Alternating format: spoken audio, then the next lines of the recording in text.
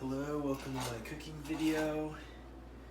I haven't cooked anything in at least a year, and I'm gonna cook something because Kris bought me this excellent pan. So we're adding this Kroger brand olive oil into the pan.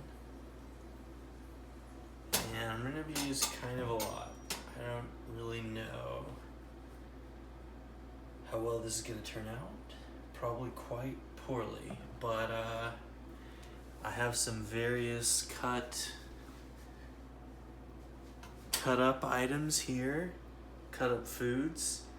We have potatoes, we have mushrooms, we have onions, and we have turkey pepperoni. The turkey pepperoni, it seems healthier or something. And I've got some crushed red pepper and some pepper jack cheese, which is unfortunately individually wrapped. So I feel like you lose chef points, but and so we're gonna see how this goes.